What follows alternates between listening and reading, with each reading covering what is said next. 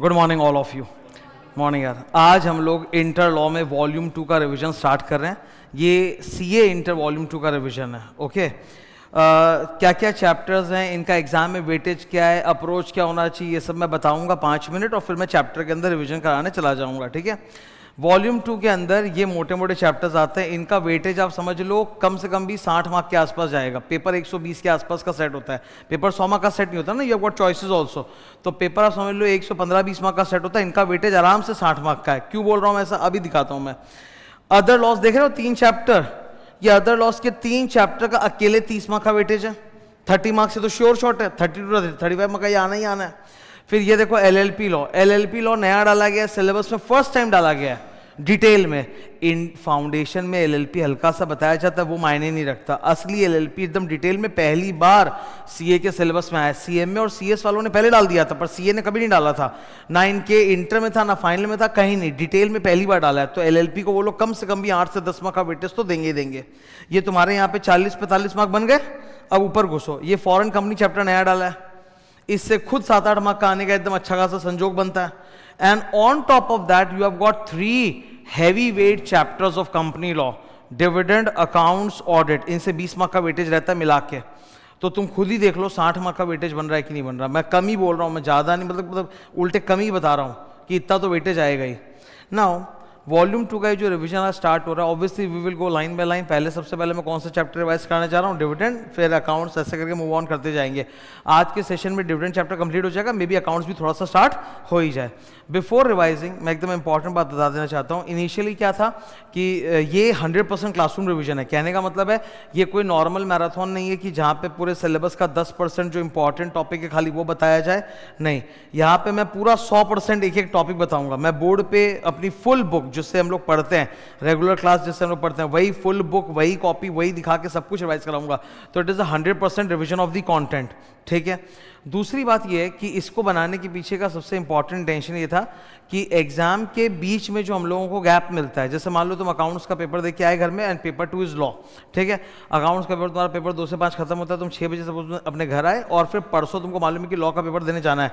तो मैं अगर खुद एक बार 100% पूरा रिविजन करा दूं और स्टूडेंट केवल वो भी देख ले घर पे अपने, तो वो एग्जाम के लिए उसका पूरा परफेक्ट एक रिवीजन तैयार हो गया। क्योंकि नॉर्मल मैराथन में 10% कवर होता है, यहाँ पूरा 100% कवर हो रहा है। तो इसी को पूरा रिवाइज करके जा सकते हो। ठीक है, और पहले मेरा प्लान था कि नहीं ये क्लासरूम रिविजन्स जो है ये सिर्फ मैं अपने जीडी में डालूंगा, पर उसमें दिक्कत क्या होती है, उसमें व्यूज और वैलिडिटी की लिमिट होती है। और रिविजन ऐसी चीज़ है जो स्टूडेंट को बार बार चाहिए और एग्जाम के ठीक उस दिन चाहिए जिस दिन उसका एग्जाम है। तो फिर आई हैव डिसाइडेड कि हाँ ठीक है, ये क्लासरूम रिविजन्स में मैं यूट्यूब में डालूंगा। ठीक है, तो this revision also goes on the YouTube. YouTube में जाने से क्या होता है कि कोई रिस्ट्रिक्शन नहीं, तुम कितनी बार भी बार बार रिवाइज कर सकते हो, कोई लिमिट शिमिट कुछ नहीं रहेगा। एक इंपॉर्टेंट बात का ख्याल रहे, नहीं 2 इंपॉर्टेंट बात का ख्याल रखना चाहिए तुमको। नंबर 1, कोई भी स्टूडेंट जब रिवाइज करे, ठीक है, वॉल्यूम 1 का रिविजन ऑलरेडी पूरा डाला जा चुका है मेरे चैनल पे, उसका मैं लिंक दे दिया हूं हर जगह। ठीक है, हमेशा जब भी रिवाइज करो please give more importance to volume 2, क्योंकि स्टूडेंट जिंदगी भर खाली वॉल्यूम 1 का कंपनी लॉ पढ़ते रह जाता है और एग्जाम में जाके उसको नुकसान हो जाता है। ज्यादा महत्वपूर्ण ये है, मैं तुमको अगर मतलब ऑनेस्टली बोलूं, वेटेज सपोज 120 मार्क का पेपर है, तो यार 120 मार्क के पेपर में आप समझो 55 वहां से आएगा,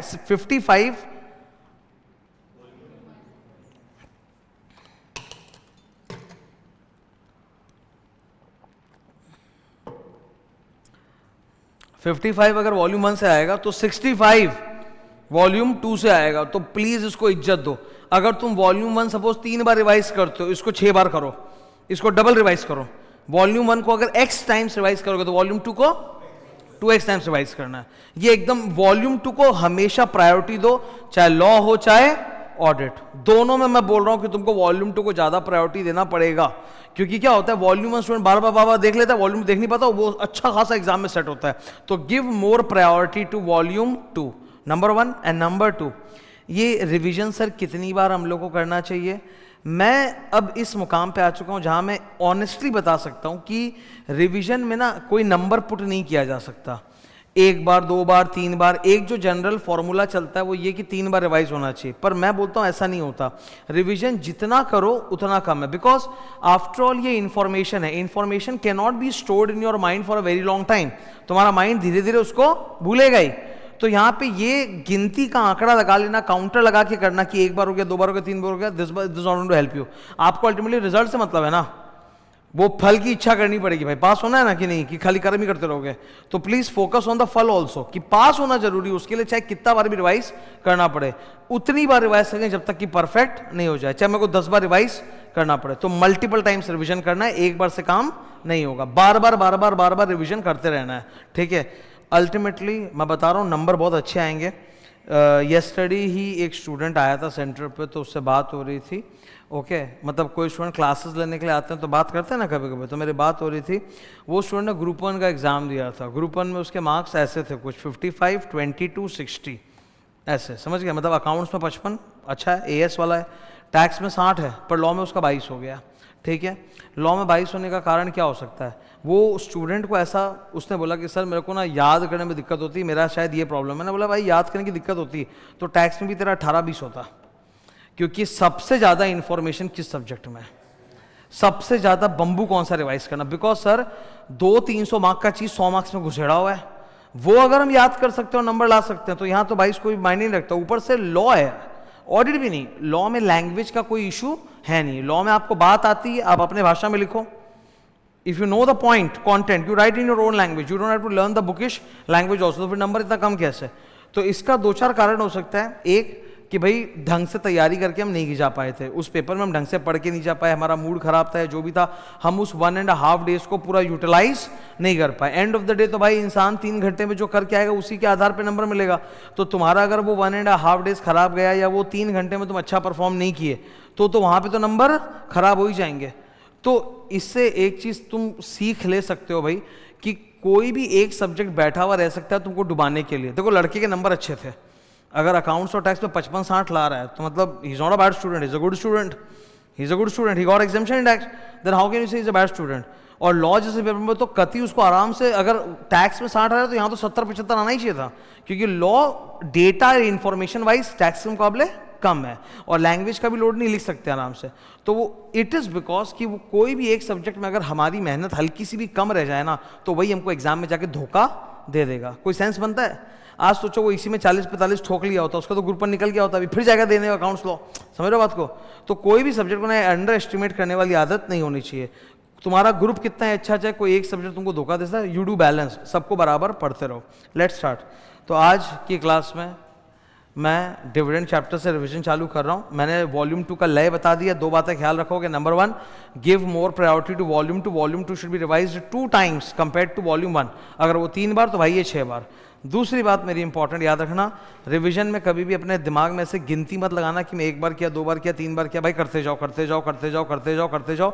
हार्डवर्क का कोई लिमिट नहीं होता है, जितनी बार करोगे उतना निखरते जाएगा, उतना अच्छा आएगा, you will be safer every time when you sit to revise ना, तुम्हारा फोकस नई चीज़ों पर जाएगा। मैं तुमको बता देता हूँ, ठीक है, मैं 10 साल से पढ़ा रहा हूँ, और 10 साल क्या मतलब मेरा खुद का भी तो एक स्टूडेंट रहा हूँ, अकेडमिक हिस्ट्री रहा है मेरा, ठीक है। मैं एक बात बताता हूँ, मैं इतनी बार पढ़ चुका हूँ, रिवाइज कर चुका हूँ, फिर भी जब मैं रिवाइज करने बैठता हूँ मेरा ध्यान कोई नई चीज़ पे चला जाता है जो पिछली बार नहीं गया था। जैसे एक एग्जांपल के तौर पर, तुमने पहला रिवीजन किया तो उससे कंसेप्ट्स आ गए दिमाग में ताजा होके, ठीक है।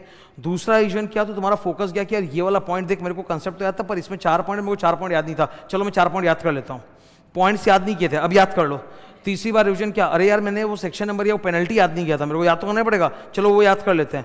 हर बार तुम देखोगे तुम्हारा ध्यान, जो चीज़ तुमको अच्छे से आ गया उससे ध्यान हटेगा, और जिस चीज़ को तुम छोड़े थे उस पर ध्यान शिफ्ट हो जाएगा। और every time you will discover something new new new new new, हर बार होते जाएगा।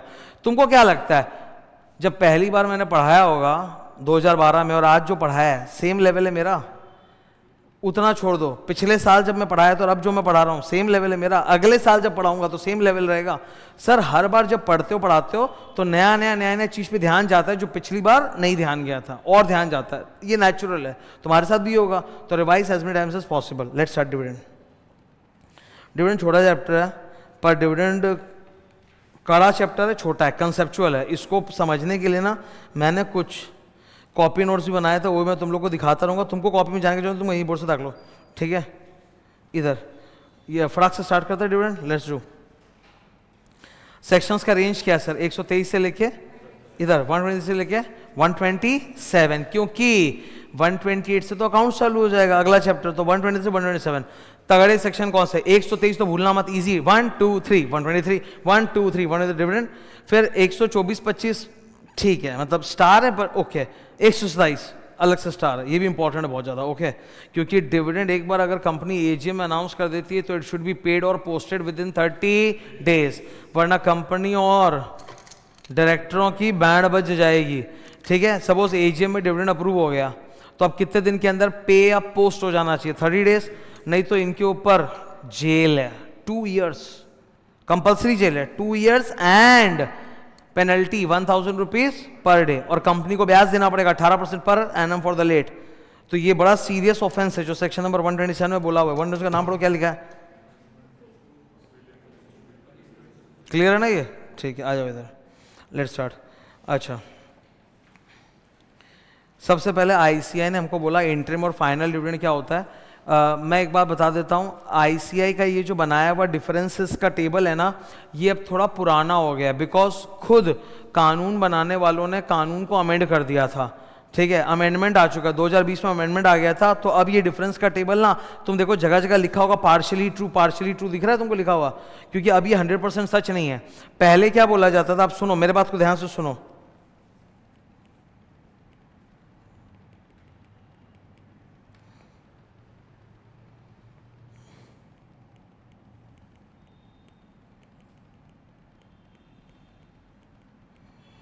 पहले ऐसा बोला जाता था इंटरिम डिविडेंड वो होता है जो साल के बीच में दिया जाता है, अब नहीं है।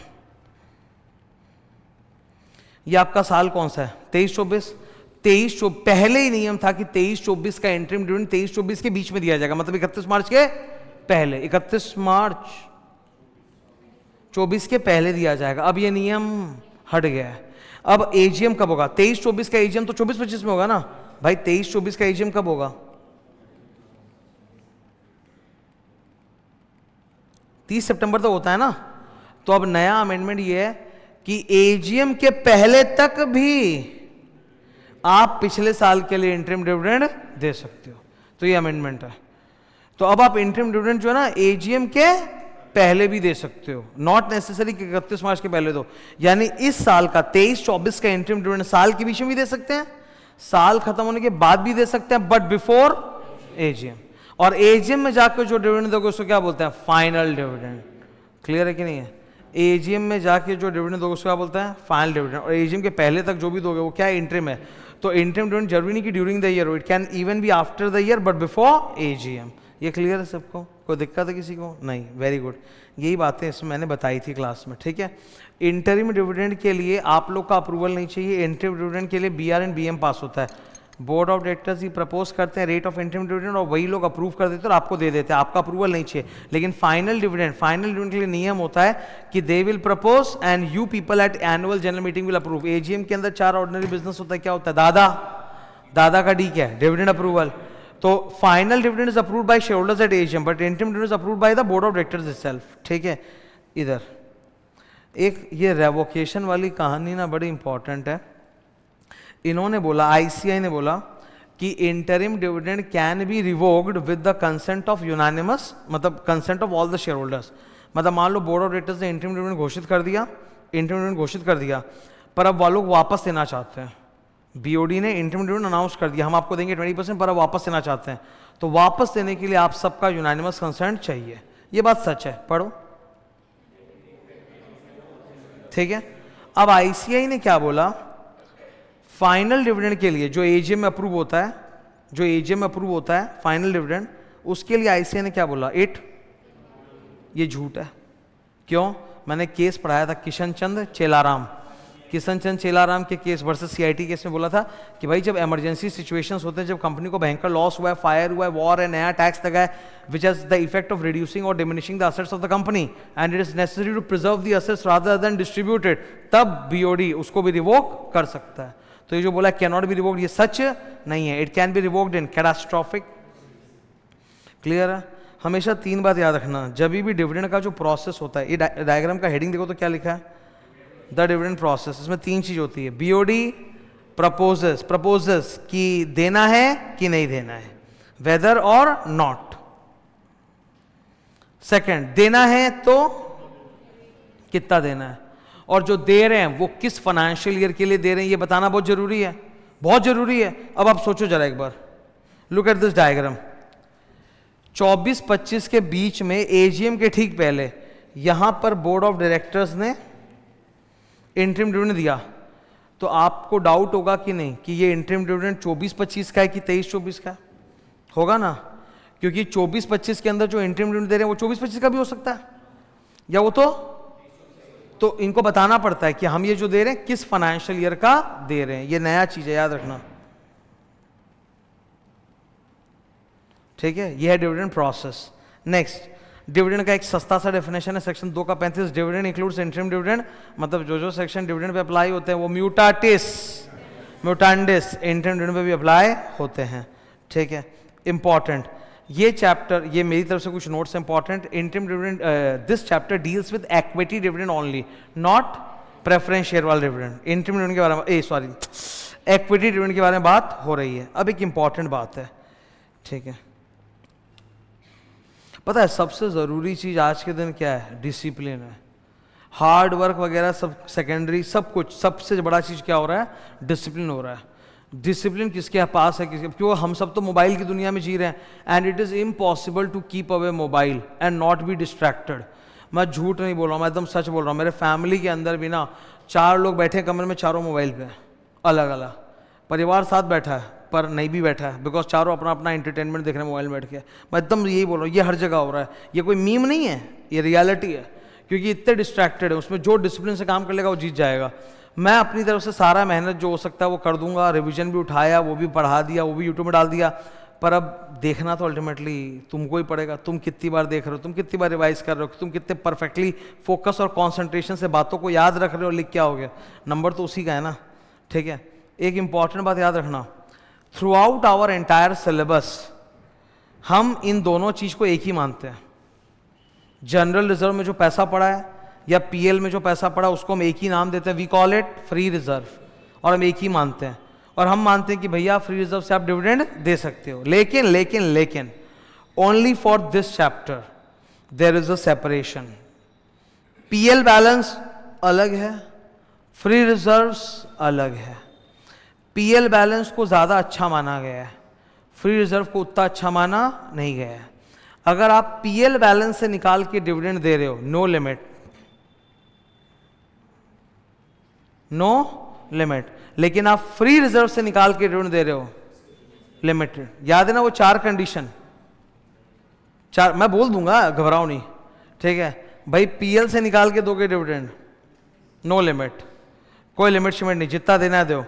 फ्री रिजर्व से निकाल के दोगे, 4 condition. Sir what are the 4 condition? अभी एक बार शॉर्ट में बोल देता हूं।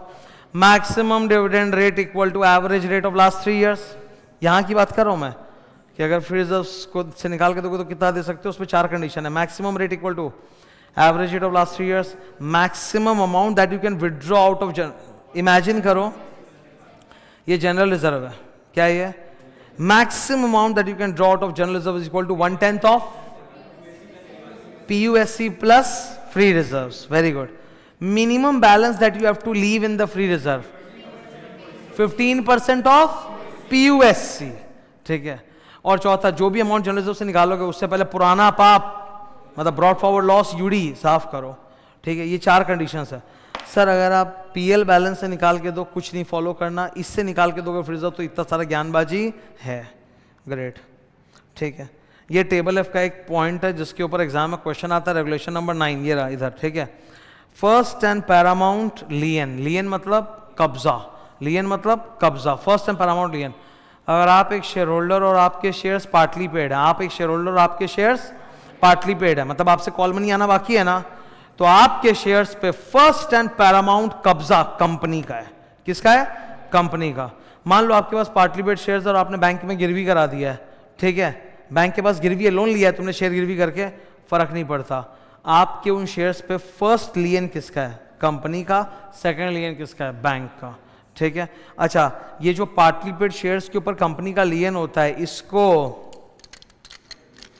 बोर्ड ऑफ डायरेक्टर्स माफ कर सकते हैं, उनको हक है, ठीक है, क्वेश्चन किया था ना इस पे, बोर्ड ऑफ डायरेक्टर्स वेव कर सकते हैं इस लियन को चाहे तो, और उन पार्टली पेड शेयर्स पे जो डिविडेंड पे लियन है उसको भी वो लोग वेव कर सकते हैं। सेक्शन नंबर 123, यही तो सर हाथी साइज का सबसे बड़ा सेक्शन है ना, आओ पढ़ लेते हैं। ठीक है, सबसे पहली टॉपिक ये देखो 123 के अंदर कितनी टॉपिक्स है, 6, एक एक करके लाइन बाय लाइन है, एक करके पढ़ते जाएंगे, इस पे भर भर के क्वेश्चंस है। स्टार्ट करते हैं। सबसे पहला लाल रंग पढ़ो तो क्या लिखा है, सोर्सेस का मतलब एक तो आप समझ लो, सोर्सेस का मतलब मनी नहीं होता।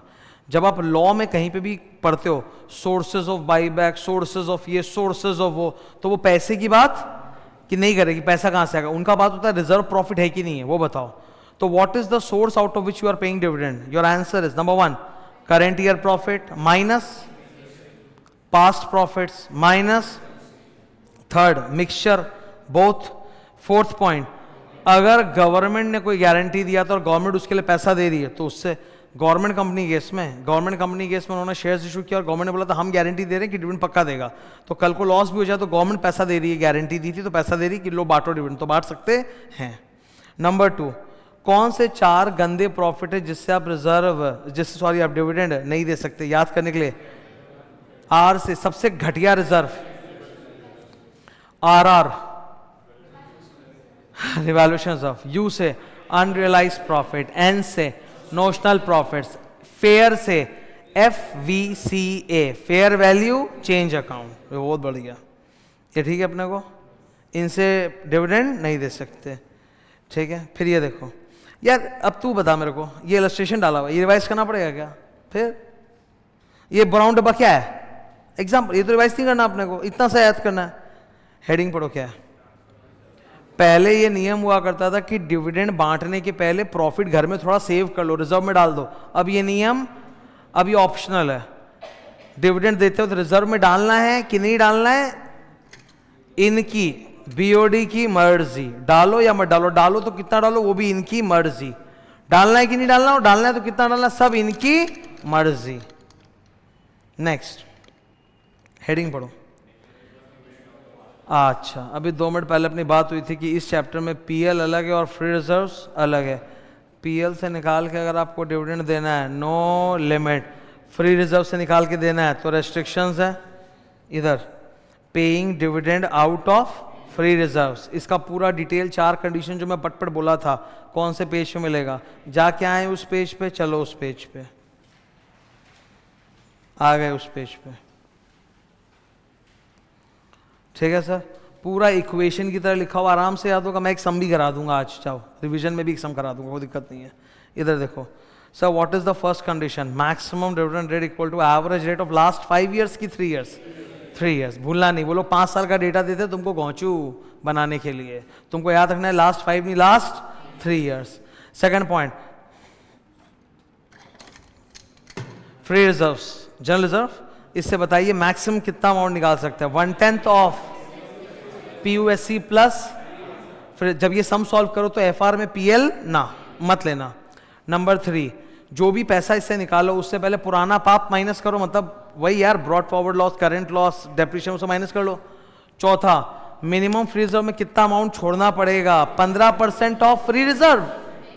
हाँ, यहीं पे कांड हो जाता है कि मिनिमम 15% छोड़ना पड़ेगा, अरे 15% इसका नहीं उसका, 15% ऑफ PUSC छोड़ना पड़ेगा। Let's do a sums. यार सर सम्स भी है, बहुत सम्स कराए थे इसके क्लास में, 4-5 सम क्वेश्चन बैंक से, अभी एक करा देता हूँ एक बार शगुन का। ठीक है, ये देखो इधर कोई फलानी कंपनी है जिसका नाम है कैप्रिकॉर्न, उनका डेटा दिया हुआ है, please look at the board. ये क्या लिखा है, नंबर 1, तुम लोग के सामने फिगर है ना, हमको फिगर बताओ, मेरा तो खुद बुक बंद पड़ा है, पेज क्या है, 8 पॉइंट, हाँ, पेड अप कैपिटल, मैं एक बार यहाँ लिख रहा हूँ, तुम लोग मत लिखना, पेड अप कैपिटल बोलो कितना है, 200 लाख में है ना, बस 200। फ्री रिजर्व कितना है, फ्री रिजर्व करंट ईयर में लॉस कितना है, ठीक है। अब हमको ये सब बोला है कि लास्ट 3 इयर्स का रेट इतना था और एवरेज रेट भी निकाला हुआ है, लास्ट 3 साल का ईयर और एवरेज हमको दिया है, तो मेरे को मेहनत करना मालूम है, ठीक है। अभी चलो अपने सम सॉल्व करें, एकदम मैं तुमको सम सॉल्व करने का सिस्टमैटिक तरीका बताऊंगा जिससे मिस्टेक नहीं होगा। टैक्स में के अंदर भी ना, जब भी मैंने क्लास में इनकम टैक्स से सम्स कराए हैं, मैंने हमेशा मास्टर अप्रोच सिखाया कि भाई ऐसे करोगे कोई सिली मिस्टेक नहीं होगा, एकदम सही सड़ा आंसर निकलेगा। Point number 1, how much maximum dividend rate can you pay? Average rate of last 3 years कितना आ रहा है? अमाउंट बताइए, ये तो रेट परसेंटेज है, आप अमाउंट बताइए। तो परसेंटेज ऑफ पीयूएससी है ना, तो 10.33% ऑफ 200 लाख कितना आएगा? ये देखो, ये सॉल्व किया हुआ है तो रिवीजन चल रहा है। पहला पॉइंट क्या पढ़ो? Maximum dividend equal to average rate of last 3 years 10.33% of 200 lakh 20.6 lakh आया। ठीक है, पढ़ा इन दो। सेकंड पॉइंट सुनो, जनरल रिजर्व से कितना निकाल सकते हैं मैक्सिमम? 1/10 तो पीयूएससी एफआर बोल रहे हैं ना तुम लोग, तो पीयूएससी कितना था? 200 प्लस एफआर कितना था? 240। 200 प्लस 240 440, 440 का 1/10 44 निकाल सकते हो, पर निकालने के बाद उसमें से पहले पुराना पाप कितना है? -30 माइनस करो तो 44 में से 30 गया सर, 44 में से 30 गया 14 लाख, तो 14 से बेसी दे नहीं सकते। अभी आपने ऊपर सॉल्व किया था फर्स्ट में कि 20 लाख तक दे सकते हैं, दूसरे में आया 14 लाख, तीसरे में कुछ और आएगा। तीनों का हाईएस्ट दे सकते हैं कि तीनों का लोएस्ट? तो 14 से बेसी तो दे नहीं सकते। 14 लाख को परसेंटेज में बताओ कितना होगा? सर पेड अप कैपिटल कितना है? 200 लाख, तो 14 लाख बाई 200 लाख कितना होता है? मैथ्स क्लियर है? तो अरे होता क्या है ना, जब इंसान का फोकस हाई नहीं होता ना, साधारण मैथमेटिक्स में भी वो गड़बड़ कर देता है। 14 लाख डिविडेंड दे सकते हैं और पेड अप कैपिटल कितना है? 200, तो how much percentage? 14 by 200 into 100 कितना आएगा? 7%। ठीक है, ये वाला ऊपर वाला कितना था? ये तो इतना ही था ना average rate of last 3 years, जबकि सेकंड कंडीशन के मुताबिक 7 से ज्यादा मैं दे ही नहीं सकता। Great sir.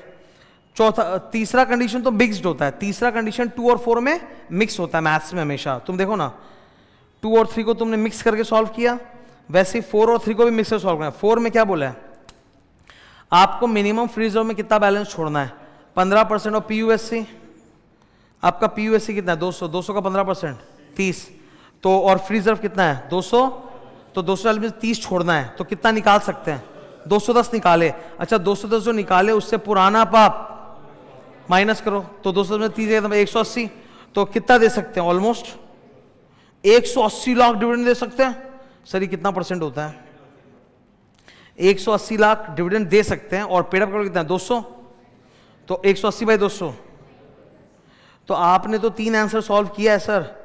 10.33%, 7%, 90, which one can you पे? द लोएस्ट और द हाईएस्ट आंसर? जीतेगा कौन? तो हम कितना दे सकते हैं? ये आंसर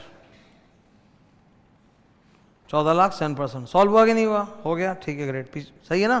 पेज आ रहा हूं मैं, वापस यहाँ आते हैं, पेज 6 पे आओ।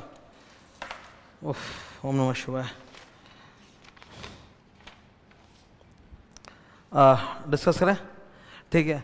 कौन सी ऐसी कंपनी है जो अपने फ्री रिजर्व से निकाल के डिविडेंड नहीं दे सकती? सिर्फ गवर्नमेंट कंपनी।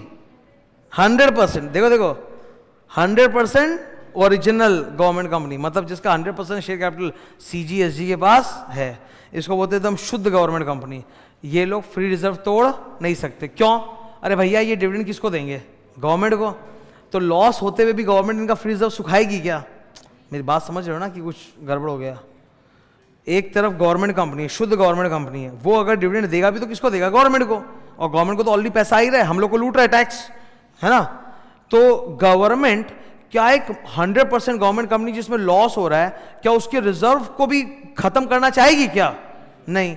तो एक 100% government company can not break its free reserve for paying dividend. Clear है एकदम? ये हो गया। टर्न करो यार, लाल रंग पढ़ो। डिविडेंड ओनली आउट ऑफ, इस चैप्टर में 2 ही फ्री रिजर्व होते हैं, एक जनरल रिजर्व और एक दूसरा DER। फुल फॉर्म बोलो। डिविडेंड। अच्छा ये पुराना पाप साफ करो, पुराना कोई भी ब्रॉट फॉरवर्ड लॉस है, अनअब्सॉर्ब्ड डेप्रिसिएशन सब माइनस करो, ठीक है। अच्छा डेप्रिसिएशन कैलकुलेट करने का शेड्यूल नंबर कौन सा होता है? 2। MCQ में याद रखना। शेड्यूल 1 क्या होता है? मुआवजा। शेड्यूल 1 क्या होता है? मुआवजा। Table ABCDEFGHIJ। टेबल A किसका होता है? मुआ। टेबल F क्या होता है? ओआ, है ना? तो शेड्यूल 1 है मुआवजा का टेबल। शेड्यूल 2 क्या है? डेप्रिसिएशन। इसमें useful life of the assets दिया है, रेट नहीं लिखा है डेफिनेशन का, बल्कि useful life of the asset लिखा हुआ है। शेड्यूल 3 वो तो सर कर क्या है, 12 से क्लास सम्स वम्स का होता है ना, कोई दिक्कत तो नहीं है। शेड्यूल 4 इंफ्रास्ट्रक्चर प्रोजेक्ट्स, ठीक है, वो सिलेबस में नहीं है। शेड्यूल 5 वो भी सिलेबस में नहीं है, मैनेजरियल रेमुनरेशन के लिमिट्स, ठीक है ना। शेड्यूल 6 कोड ऑफ इंडिपेंडेंट, वो भी सिलेबस में नहीं है, चिंता मत करो, ठीक है। फिर शेड्यूल 7 CSR सेक्शन नंबर 135, ऐसे पूरा। इंटरिम डिविडेंड, अच्छा इंटरिम डिविडेंड में पूरा अमेंडमेंट है तो शांति से याद करना है। सबसे पहले आप याद करो टाइमिंग ऑफ इंटरिम डिविडेंड। मैंने अभी बोला था ना, इंटरिम डिविडेंड साल के बीच में भी हो सकता है, साल खत्म होने के बाद भी हो सकता है, बट बिफोर AGM। अच्छा, इंटरिम डिविडेंड कौन कौन से रिजर्व प्रॉफिट से निकाल के दे सकते हो? बहुत सिंपल है। अगर आप करंट ईयर के लिए इंटरिम डिविडेंड दे रहे हो तो करंट ईयर में जितना समय बीत चुका है, मतलब मान लो हम लोग क्वार्टर 3 में खड़े हैं, कहाँ खड़े हैं? क्वार्टर 1 2 3 4, हम लोग क्वार्टर 3 में खड़े हैं करंट ईयर में, हम करंट ईयर के लिए दे रहे हैं, तो जितना पीरियड बीत चुका है उसमें जो प्रॉफिट का मैं उससे दे सकते हो। अगर इंटरिम डिविडेंड पिछले साल के लिए दे रहे हो तो पिछले साल के प्रॉफिट से दे सकते हो, या फिर सर हमारे पास PL बैलेंस पड़ा हुआ है तो उससे निकाल कर तो दे सकते हैं। तो 3 सोर्सेज हैं, ये देखो 3 sources out of which you can pay interim dividend, ठीक है। अच्छा, अब ये ब्लू डिब्बे में बड़ा मस्त दिखा है। अगर मान लीजिए हम लोग क्वार्टर 3 में खड़े हैं और क्वार्टर 1 और 2 में मिला के लॉस हो रहा है, क्वार्टर 1 2 में मिला के लॉस हो रहा है, फिर भी तुम क्वार्टर 3 में तुम्हारी इच्छा है कि तुम इंटरिम डिविडेंड दो, तो मैक्सिमम इंटरिम डिविडेंड कितना दे सकते हो? Average rate of last 3 years। Clear है कि नहीं? सपोज हम लोग क्वार्टर, तुमको समझ में आ रहा है क्या? ठीक है ना, फर्स्ट टाइम तो नहीं सुन रहा है ना ये सब, ठीक है। रिवीजन करा रहा हूं तो स्पीड तो ज़्यादा रहेगी ना, ठीक है। अगर कंपनी में जब हम इंटरिम डिविडेंड दे रहे हैं उसके पहले तक जो क्वार्टर एंडिंग हुआ है, साल में कितने क्वार्टर एंडिंग होते हैं? तारीख बोलो बेशर्मो, तारीख बोलो। 30 जून। मैं तुमको एक ट्रिक बोलता हूं, पटापट मुंह पे जवान पे लाना सीखो। 30 30 31 31, 30 30 31 31, 30 जून, 30 सितंबर, 31 दिसंबर, 31 मार्च, ठीक है, 4 क्वार्टर एंडिंग। हम क्या बोल रहे हैं, जब आप इंटरिम डिविडेंड दे रहे हो उसके पहले तक जो क्वार्टर एंडिंग्स बीत चुके हैं उनमें अगर एग्रीगेट में मिला के लॉस है तो आप मैक्सिमम इंटरिम डिविडेंड कितना दे सकते हो? Average rate of last 3 years, ठीक है। Turn the page. यहां पे बताया डिविडेंड का डायमीटर, देखो पता क्या लिखा, रेफर कॉपी, ये आ गए, मस्त टाइमलाइन है, तुम देखो इधर पूरा दिख रहा है एक साथ में सारे सेक्शन का चटनी, ठीक है। या आपने AGM में फाइनल डिविडेंड अप्रूव किया है या फिर बोर्ड मीटिंग में इंटरिम डिविडेंड। सबसे पहला काम है 5 दिन के अंदर पैसा एक सेपरेट बैंक अकाउंट में जाएगा। सेपरेट बैंक अकाउंट को क्या बोलते हैं? Very good, escrow account. उसमें पैसा डाल दो 5 दिन के अंदर। ये बात कहाँ लिखी है? सेक्शन नंबर येलो बॉक्स जो अभी वहां पे लिखा हुआ था, ठीक है। 30 दिन के अंदर, 5 + 30 नहीं है, वो 5 और 30 एक साथ है, पैरेलल टाइमलाइन, ठीक है। जब आपने AGM अप्रूव किया डिविडेंड, वहां से 30 दिन के अंदर डिविडेंड शुड बी पेड और पोस्टेड। पे मतलब आपको हाथ में मिल गया, पोस्ट मतलब हमने पोस्ट किया, अभी तक आपको हाथ में मिला नहीं है, जो भी पेड या पोस्टेड विद इन 30 days, नहीं तो बांस हो जाएगा किसका? 2 साल का जेल, 1000 rupees per day penalty, 18% per annum company को इंटरेस्ट देना पड़ेगा, ठीक है। तो ये बात कहां लिखी है? Section number 127। देखो इसके ऊपर एक इंटरेस्ट जा रहा है, टक टक टक टक टक टक टक टक टक टक, interest at the rate of, तो अगर 30 दिन में पे नहीं किया तो ब्याज कितना लगेगा? 18%। फिर 7 दिन वेट करेंगे, 7 दिन के अंदर जितना भी अनपेड डिविडेंड वापस आ गया, घर बंद था वगैरह जो भी पैसा वापस आ गया, वो एक सेपरेट एस्क्रो अकाउंट में जाएगा। वो सेपरेट एस्क्रो अकाउंट का नाम क्या है? ऊडा, अनपेड डिविडेंड अकाउंट। अच्छा, ये सब जितने भी एस्क्रो अकाउंट हैं, इसके ऊपर भी एग्जाम में MCQ आया है, इनके ऊपर भी एग्जाम में MCQ आया है कि ये सब एस्क्रो अकाउंट आप कौन से बैंक में खोलोगे। अच्छा, बोल ही दिया तुम लोग, ऑप्शन तो सुन लो। Nationalised bank, regional rural bank, cooperative bank, scheduled bank. Scheduled bank. अच्छा, many scheduled banks are also nationalised banks, but your option will always be scheduled bank, वही टिक मारोगे, ठीक है। तो अच्छा, 7 दिन में अगर आपने ऊड़ा में नहीं डाला, ऊड़ा में आपने लेट करके डाला, तो उसका अलग से ब्याज है, कितना? 12% पर एनम। अच्छा, जो पैसा 7 साल तक ऊड़ा में पड़ा रह गया वो कहाँ जाएगा? IEPF। सेक्शन नंबर बोलो। सर खाली वो पैसा नहीं, वो शेयर्स भी चला जाएगा। Both the money and the shares will be transferred to. अच्छा, IPF में जाने के बाद एक शेयर होल्डर आके मांग सकता है कि हाँ sir, form number IPF 5, IPF5 बोल के यहाँ लिखा हुआ नहीं, मैं दिखा दूंगा, वो जमा कर दो तो मनी और शेयर्स वापस मिल जाएंगे। इनफैक्ट इन्होंने ये भी अलाउ कर दिया कि पुराने वाले कंपनी लॉ में जो इन शेयर होल्डर्स का गया था ना, वो लोग भी चाहें तो मांग सकते हैं। टाइमलाइन क्लियर है? अभी देखो ये टाइमलाइन 4 अलग अलग सेक्शन से बिखेर के एक साथ समेटा हुआ है, तो याद रहता कि नहीं रहता? हटाओ, यहां तक क्लियर है? 5 दिन, ये लाल रंग पढ़ो क्या लिखा, in a scheduled bank escrow account with in 5 days। Exemption है किसको? अगेन 100% गवर्नमेंट कंपनी डिविडेंड किसको देगा? गवर्नमेंट को। तो उनको 5 दिन के अंदर एस्क्रो अकाउंट में डालने की जरूरत नहीं है। बहुत बढ़िया। Mode of payment of dividend, सबसे पहले बताइए डिविडेंड देंगे किसको? नंबर 1 हाइलाइटर, मतलब सपोज हम डिविडेंड दे रहे हैं पिछले फाइनेंशियल ईयर के लिए, उस पूरे के पूरे पिछले फाइनेंशियल ईयर जो शेयर्स था वो मिस्टर ए के पास था, लेकिन बाद में उसने बेच दिया मिस्टर बी को। As on the date of dividend who is the registered holder? Mister B.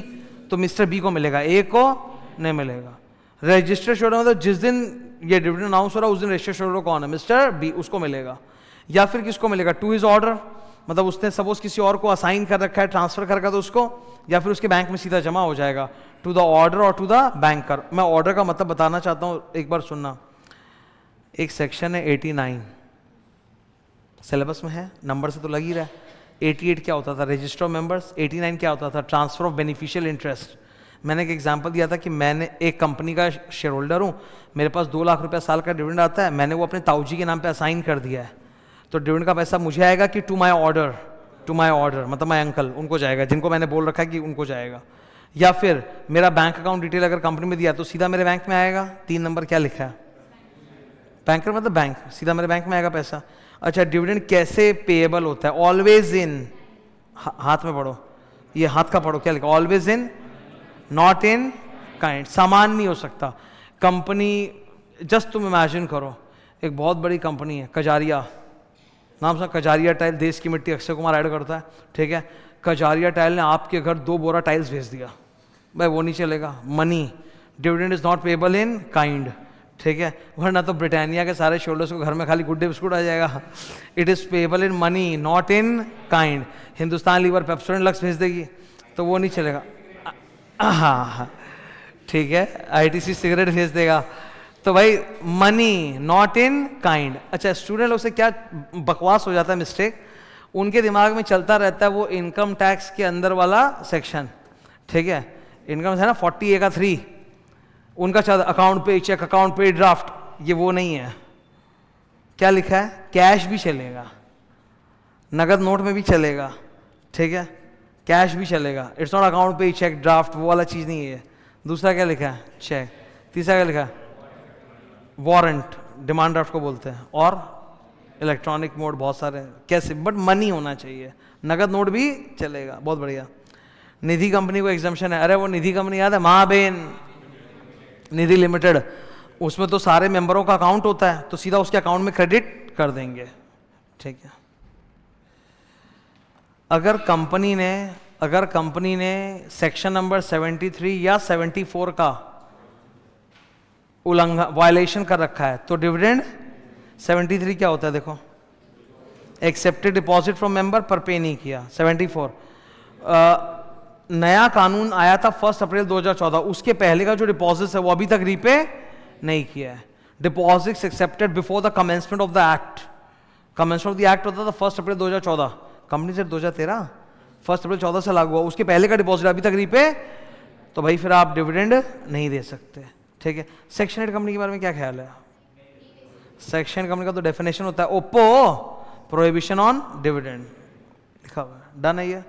Chelaram, पढ़ो नाम, किशन चंद चेलाराम, ठीक है। बोला कि अगर डिविडेंड इलीगली डिक्लेयर हुआ है, या फिर मान लो कंपनी में कुछ कैटास्ट्रॉफी हो गया, fire, new war, tax etcetera, जिसकी वजह से it is necessary to preserve the resources, conserve the resources rather than distribute, तब BOD रिवोक कर सकता है, ठीक है, वही लिखा है। दिस अप्लाइज टू बोथ, मतलब रिवोक किया जा सकता है अंडर कैटास्ट्रॉफिक कंडीशंस, है ना। ये तो हो गया अपना सर, डिविडेंड अगर रिजर्व से देना है तो रूल्स क्या है, सही है। उड़ा पे आओ, उड़ा क्या होता है? फुल फॉर्म तो सही बोले, होता क्या है? हाथ का लिखा हुआ एस्क्रो अकाउंट, ये भी एक एस्क्रो अकाउंट है। मैंने वहाँ पे कॉपी वॉपी लिखा होगा ना, ये 124 और 125, 124 ऊड़ा, 125 आईपीएफ, इन दोनों के लिए बवाल एक डायग्राम है, ठीक है। ये देखो इधर मैंने बुक चैप्टर के लास्ट में ये 3 पेज का ब्लू डब्बा डाल रखा है ना रूल्स वगैरह का, तो मैंने बोला था ये रूल्स नहीं पढ़ने का, बिकॉज जिसको जो भी इसमें ज्ञान है वो सब मैंने डायग्राम में घुसेड़ दिया। तो now is the time to go to the diagram. ये रहा डायग्राम, है ना, ठीक है। ऊपर क्या लिखा है पढ़िए। 124 किसका है? ऊड़ा। 125 किसका है? आईपीएफ। इधर देखो, सबसे पहले विद इन 7 डेज, ये एक बार मैंने पूरा दिखाना पॉसिबल नहीं है। ये देखो 1 नंबर देख रहे हो, हाथ का लिखा हुआ, all the unpaid dividend received back by the company within 7 days of the expiry of 30 days of the AGM या board meeting should be deposited in which account? ऊड़ा, सेपरेट बैंक अकाउंट।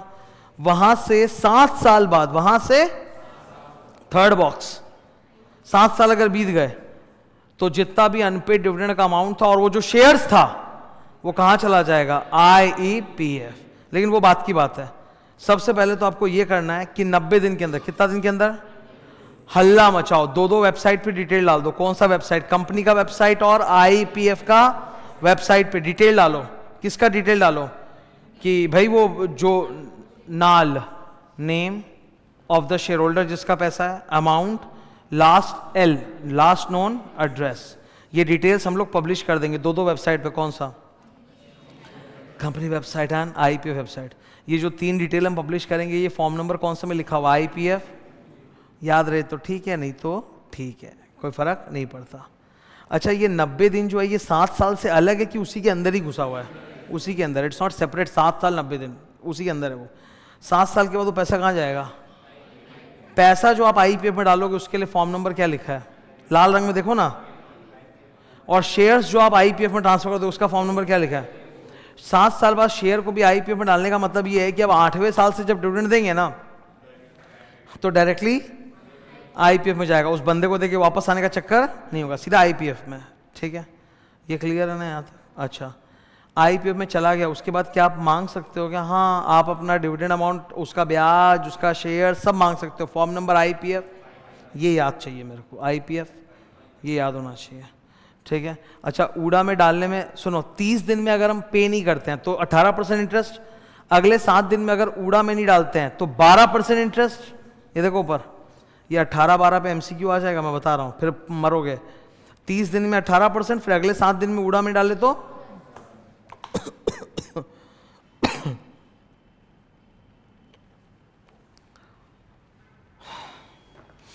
अब मैं यहां से रिवाइज करा दूं।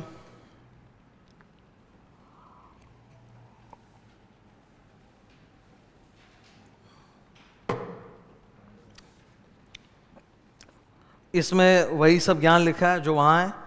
कौन से बैंक में खोलोगे ऊड़ा अकाउंट? Schedule bank. दो वो 90 दिन के अंदर अपने को 2 वेबसाइट पर डिटेल डालना पड़ता है, नाल, name, amount, last known address, form IPF2। अगर ऊड़ा में आप नहीं डालते हो, पैसा लेट करते हो तो ब्याज कितना? 12%। ठीक है। शेयर होल्डर बाद में कंपनी से क्लेम कर सकता है। ठीक है। ऊड़ा में जब ऊड़ा में 7 साल तक पड़ा है ना, उसके बाद IPF में तो 7 साल तक तो आप पैसा मांगोगे तो कंपनी से, ऊड़ा से निकाल के दे देगा। 7 साल के बाद मांगोगे तो किससे मांगोगे? IPF से। ठीक है। 7 साल बाद तो पैसा कहाँ जाएगा? पैसा और शेयर्स IPF में। ठीक है। एक बार इधर पढ़ो, ये हेडिंग में क्या ट्रांसफर हो रहा है IPF में? अमाउंट। और ये में क्या ट्रांसफर हो रहा है? शेयर्स। जाने के बाद भी आप चाहो तो IPF फॉर्म जमा करके वापस क्लेम कर सकते हो। ठीक है। हरे रंग के डब्बे में एक एक्सप्लेनेशन लिखा है। मान लो हम लोग 7 साल से डिविडेंड दे रहे थे उस आदमी को, 7 साल में अगर कोई भी साल बीच में अगर उसने डिविडेंड का पैसा रिसीव कर लिया है, तब उसका अमाउंट वगैरह IPF में नहीं जाएगा। ठीक है। उसके शेयर्स को ट्रांसफर नहीं करेंगे IPF में फिर हम। ठीक है। ये क्या है? पेनल्टी। ये तो पेनल्टी चार्ट याद करना ही है। 125 फंड का नाम क्या है? ये फंड कंपनी खोलती कि सरकार का है? हालांकि मैंने दिखाया था क्वेश्चन बैंक में क्या बकवास है। क्वेश्चन बैंक में इस पे वो गलत क्वेश्चन था कि कंपनी ने फंड तो खोल लिया पर डाला नहीं। भाई फंड आप नहीं खोले, फंड जैसे EPF किसका है? EPF सरकारी फंड है ना। तुम लोग जब पढ़ाई करो तुमको फील नहीं होता, जिस दिन कमाओगे उस दिन फील होगा कि हाँ गया कहाँ पैसा, हमको बोला था पैकेज इतना है, तुम्हारा पैकेज जो भी रहेगा उसमें मोटा अमाउंट काट के ईपीएफ में चला जाएगा, एम्प्लॉय प्रोविडेंट फंड जो गवर्नमेंट का होता है। तुम देख सकते हो ईपीएफ भी तुम्हारे बैंक अकाउंट की तरह होता है, बस उठा नहीं सकते पैसा, ठीक है। तुम्हारा एक यूजर आईडी, लॉगिन आईडी रहेगा, पासवर्ड रहेगा, ईपीएफओ साइट है, उसमें जाके लॉगिन करोगे, दिखाएगा कि तुम्हारा हर महीने इतना इतना पीएफ जमा हुआ है, तुम्हारे बॉस का कंट्रीब्यूशन, तुम्हारा कंट्रीब्यूशन, उस पर इंटरेस्ट कितना आ गया, वो सब दिखाई देगा तुमको वहाँ पे, ठीक है। It's your money. Provident fund में मोटा अमाउंट जाके पीएफ में पड़ा रहता है। तो पीएफ तुम्हारे बॉस के कंट्रोल में नहीं, किसी कंट्रोल में है? सरकार के। तुम कंपनी को छोड़ भी दोगे तो तुम्हारा बॉस उससे पैसा नहीं निकाल पाएगा। वो फंड किसका है? सरकार का। उसको टच ही नहीं कर सकता तुम्हारा बॉस। एक बार पैसा डाल दिया मतलब डाल दिया। बॉस का बन तो बड़ा करेगा। अब जैसे मैं केपीएमजी से रिजाइन किया, उन्होंने मेरा ग्रेचुटी मार लिया, मेरा बोनस मार लिया, पर मेरा पीएफ का पैसा वो मार, क्योंकि वो हर महीने ईपीएफ में जमा, वो सरकार के आते, वो तो मैं लेके मानूंगा, और मैं लेके माना भी था, ठीक है। वो तो पीएफ का पैसा पूरा मेरा कंट्रोल में, मैं निकलने के बाद क्लेम कर सकता हूँ। तो आईपीओ भी भाई सरकारी फंड है, ये कंपनी नहीं खोलती, सरकारी फंड है। इसमें तमाम कंपनियां जो हिंदुस्तान में, उनका अनपेड डिविडेंड वगैरह जमा होता है। एक बहुत ही इंपॉर्टेंट क्वेश्चन आया हुआ है कि आईपीएफ में क्या रिसिट्स है और क्या पेमेंट्स है, मतलब कहाँ कहाँ से पैसा आता है, सोर्सेस, और कहाँ कहाँ यूज होता है एप्लीकेशन। इधर देखो तो लाल हरा रंग पढ़ो तो क्या लिखा है? 14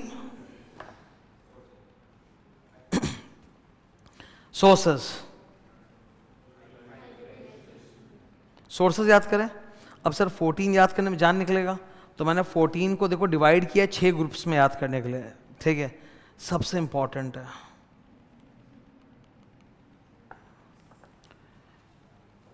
हम सिर्फ यही जानते हैं कि जो 7 साल वाला अनपेड डिविडेंड है, हम सिर्फ यही जानते हैं कि जो 7 साल वाला अनपेड डिविडेंड है वो जाता है। ये बहुत कम जानते हैं हम।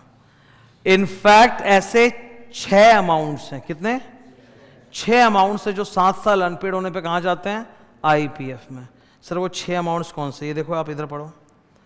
सबसे पहला जो आप जानते हो, ऊडा में अनपेड डिविडेंड 7 साल का जो पड़ा वो जाएगा। और क्या जाएगा? कंपनी के पास एप्लीकेशन मनी पड़ा हुआ है रिफंड का, शेयर अलॉट भी नहीं किया, रिफंड करना, वो वापस आ गया था, पैसा पड़ा हुआ है 7 साल से, कहाँ जाएगा? IPF. Mature deposit, mature debenture का पैसा या रिडेम्पशन ऑफ प्रेफरेंस शेयर का पैसा गया था आपके घर में, वापस आ गया हमारे पास, 7 साल से पड़ा है हमारे पास अनपेड, कहाँ जाएगा? आईपीएफ। या फिर फ्रैक्शनल शेयर, फ्रैक्शनल शेयर मैंने बताया था ना, अमेलगमेशन में होता है, ठीक है। तो उसका जो थोड़ा बहुत अमाउंट है वो भी 7 साल से अनपेड पड़ा है, वो भी कहाँ जाएगा? आईपीएफ। तो 6 ऐसे अमाउंट जो 7 साल से अनपेड रहने पे कहाँ चले जाते हैं? आईपीएफ। और क्या क्या सर? ऊपर से आओ। नंबर 1 गवर्नमेंट का ग्रांट्स एंड डोनेशंस। गवर्नमेंट का फंड है, उसमें गवर्नमेंट भी तो डालती रहती है कुछ ना कुछ गुल्लक के अंदर, ठीक है। ओल्ड, पुराने वाले कंपनी लॉ में जो ऊडा और आईपीएफ था वो वाला पैसा भी जाएगा इसमें। Number 3 interest.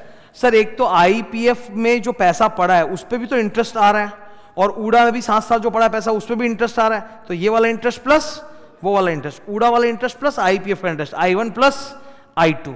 समझ रहे हो कि नहीं समझ रहे हो?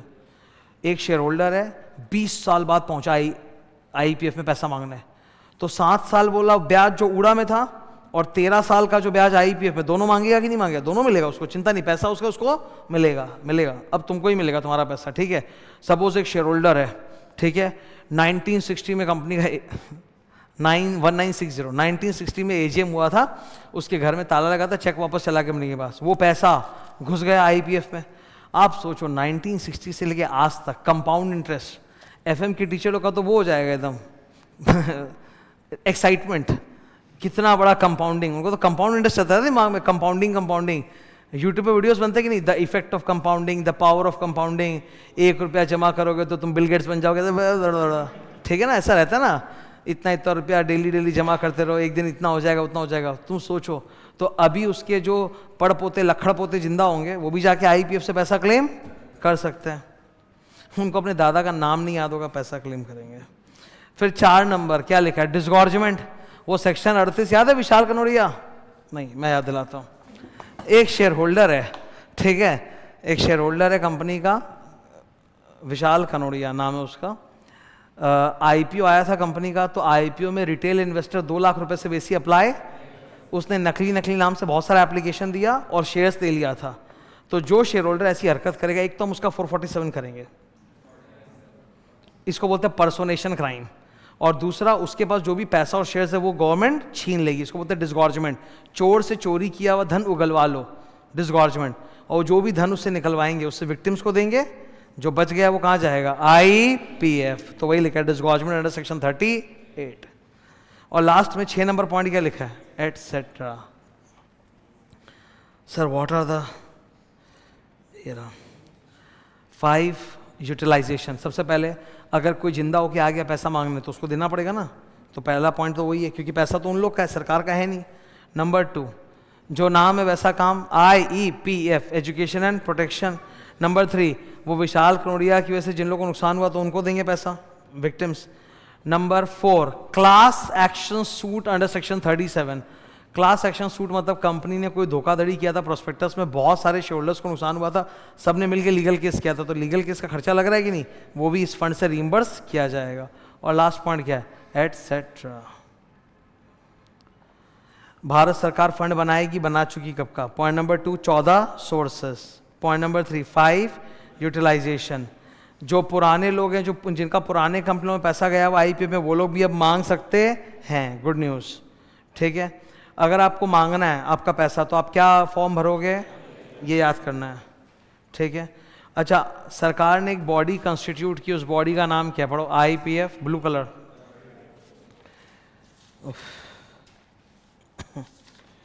पेज नंबर कहाँ है, 15।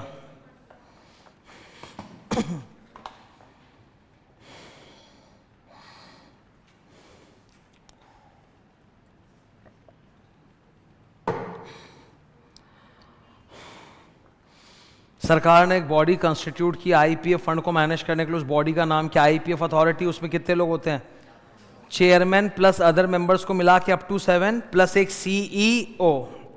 तो एक काले वाले कौन है, chairman plus other members up to 7, और एक लाल वाला कौन है, CEO, ठीक है। अच्छा, ये सरकारी फंड है ना, ये तो सरकारी फंड है, इसका अकाउंट्स ऑडिट की जिम्मेदारी किसके मत्थे पे है, CAG, comptroller and auditor general of India, ये लिखा हुआ है, ठीक है। सेक्शन नंबर 126, ये आता नहीं है एग्जाम में, पर मेरा तो धर्म है पढ़ाने का, तो मैं तो पढ़ाऊंगा। 126 के बगल में क्या लिखा है, तो we go to dividend chapter का आखिरी डायग्राम है, ठीक है। एक शेयर होल्डर ने अपना शेयर्स बेच दिया, ट्रांसफर ने अपना शेयर्स बेच दिया, पैसा ले लिया, शेयर्स दे दिया, पर अभी भी कंपनी के पास registration of transfer is pending under section 56। Transfer of shares का सेक्शन कौन सा होता है, 56। तो कंपनी जब तक रजिस्टर नहीं करी तब तक हुआ नहीं, वो अभी पेंडिंग है, ठीक है। पढ़ो, इसने कंपनी के पास शेयर ट्रांसफर फॉर्म SH4 जमा कर दिया, पर अभी तक कंपनी ने उसका रजिस्ट्रेशन नहीं किया है, तो अभी तक श्योर नहीं है ना पैसा किसको मिलेगा। तो तब तक के लिए कंपनी क्या करेगी, जो डिविडेंड का पैसा है उड़ा में डाल देगी, और बाकी कोई भी बेनिफिट है, बोनस, शेयर राइट्स है, उसको विदहोल्ड कर लेगी। इसको बोलते हैं कीप इट इन अबेयंस, मतलब विदहोल्ड करना, ठीक है। तो वही लिखा है, डिविडेंड का पैसा उड़ा में, बोनस राइट्स अबेयंस में, डन है ये। सेक्शन 127, रेफर कॉपी, टाइमलाइन, 30 दिन के अंदर डिविडेंड का पैसा पेड या पोस्टेड हो जाना चाहिए, नहीं तो डायरेक्टर्स को क्या होगा, इधर देखो, 2 साल की जेल एंड 1000 रुपीज पर डे का पेनल्टी। देखो मेरे हिसाब से 1000 पर डे कोई बड़ा अमाउंट नहीं है, पर बड़ा अमाउंट क्या है, बड़ा अमाउंट नहीं मतलब बड़ा बम्बू क्या है, 2 साल का जेल। और बीच में गलती से लोग एंड डाल दिए, इनको और डालना था ना, ऐसा क्या हो गया, थोड़ा लेट हो गया भाई, 2 साल जेल डाल दिया बीच में एंड, तो ये थोड़ा दिक्कत हो गया, it becomes a non compoundable, है ना, क्लियर है ये। अच्छा, कंपनी को भी थोड़ा नुकसान होगा, कंपनी को इस अनपेड डिविडेंड पे कितना ब्याज देना पड़ेगा, 18% पर आना। में क्वेश्चन था ना कि एक शेयर होल्डर है, बोला 20% लेंगे ब्याज, 20 नहीं मिलेगा, कितना मिलेगा, 18%। अच्छा, 5 ऐसे केसेस हैं जब late payment of dividend allowed है, जब 30 दिन के बाद भी गलती नहीं माना जाएगा। 5 केसेस है, वो 5 केसेस याद करने का निमोनिक क्या है, ओ से operation of law. Operation law का बेसिकली मतलब होता है डेथ एंड सक्सेशन। क्या मतलब होता है कि वो क्लियर नहीं कौन वारिस वगैरह वैसा, ठीक है, पर हालांकि बाद में भी ऐसा एक पॉइंट है। डी से डायरेक्शंस, किसी शेयर होल्डर ने कंपनी को स्पेशल डायरेक्शंस दिए थे पेमेंट के, and company can not comply with those directions and it has been communicated to the shareholder कि ये स्पेशल पॉइंट्स हम आपके डायरेक्शंस कंप्लाई नहीं कर पाए। डी से डिस्प्यूट, कि किसको मिलना चाहिए, ठीक है। एस से सेट ऑफ, तुम company has got dividend payable and तुम्हारा कॉल मनी पेंडिंग है, तो उसको सेट ऑफ भी एडजस्ट भी कर सकता है। और आर से any other residuary reason because of which the delay is not due to company's own fault. तो ये 5 ऐसे केसेस है जब आपकी डिले माफ है, गलती माफ है, ठीक है। इधर एग्जाम्पशन टू निधि, भाई निधि कंपनी में दुनिया भर के टाइनी शेयर होल्डर्स होते हैं कि नहीं होते? अरे मैंने बोला था कि नहीं बोला था? निधि कंपनी में कोई भी जाएगा अकाउंट खुलवाने, कोई भी जाएगा लोन लेने, पहले उसको पकड़ के तिलक करके एक शेयर देके शेयर होल्डर बनाएंगे, बिकॉज नियम है कि Nidhi company can only transact with its own members. तो निधि कंपनी में ऐसे बहुत सारे चिल्लर शेयर होल्डर्स हैं, इनको जो डिविडेंड भी देंगे वो कितना होगा, 1 रुपया 2 रुपया टाइप्स का। तो if the dividend amount payable is less than equal to ₹100, सबका मिला के नहीं, मतलब एक एक आदमी का, if the dividend amount payable to a particular shareholder less than equal to ₹100, तो उस पर ये 127 नहीं लगेगा। निधि कंपनी सिर्फ 2 काम करेगी, क्या? एक लोकल लैंग्वेज में लोकल न्यूज़पेपर में अनाउंस कर दे कि डिविडेंड घोषित हो गया है, आके अपना चिल्लड़ ले जाओ, और कंपनी के नोटिस बोर्ड पे 3 महीने तक लगा हुआ रहेगा, आओ अपना चिल्लड़ ले जाओ, ठीक है। चिल्लड़ डिविडेंड के लिए तो सजा नहीं होगी। अब मैं प्रैक्टिकल बात बोलता हूँ, खत्म हो गया डिविडेंड, खत्म, ये तो ब्लू डिब्बा है तो हो गया कॉपी नोट से खत्म। मैं एक इंपॉर्टेंट बात बोलता हूँ, सुनो। ये डिविडेंड में ना इतना झमेलाबाजी बना रखा है ना कंपनी लॉ में और इनकम टैक्स में। कंपनी लॉ से ज्यादा बदमाश तो इनकम टैक्स है, ठीक है। इनकम टैक्स की बदमाशी का ऐसा आलम है कि डबल टैक्सेशन हो रहा है, डबल टैक्सेशन। आप जरा कल्पना कीजिए, लिस्टेड कंपनीज जो हैं वो अपने प्रॉफिट पे ऑलरेडी सरकार को इनकम टैक्स दे चुकी कि नहीं दे चुकी? सर, पैट फुल फॉर्म, उसी से आपको निकाल के डिविडेंड दे रही है। अब आपके हाथ में जब डिविडेंड आ रहा है तो ये लोग बोल रहे हैं 5वां head, income from other source, अब तो फिर डिविडेंड पे वो तुमको जो आया उस पर तुम टैक्स दो, तो डबल टैक्सेशन नहीं है क्या भाई? ये तो ऑलरेडी टैक्स दिया हो पैसा में हमारे घर में, और उसमें फिर से टैक्स दे रहे हो, तो ऐसी है गवर्नमेंट, ठीक है। डबल टैक्सेशन हो जाता है डिविडेंड पे। तो डिविडेंड पे क्योंकि इनकम टैक्स पर कंपनियों में इतना ज़्यादा झमेला कर रखा है, इसीलिए मैक्सिमम कंपनीज रियल वर्ल्ड में डिविडेंड देती ही नहीं है, बहुत कम कंपनीज देती है। प्राइवेट कंपनियां तो आप समझ लो ना के बराबर, अनलिस्टेड पब्लिक कंपनीज भी ना के बराबर। केवल लिस्टेड कंपनीज होती है ना, उसमें से भी कुछ जो बहुत बड़े बड़े लिस्टेड कंपनीज है वही डिविडेंड देते हैं, क्योंकि शेयर मार्केट में एक आदत सी लग गई है कि थोड़ा थोड़ा डिविडेंड मिलेगा हर साल, नहीं तो डिविडेंड कोई देना चाहता नहीं बिकॉज ऑफ दीज जमेलास। ओके, ठीक है। This chapter applies to both public and private companies. खत्म।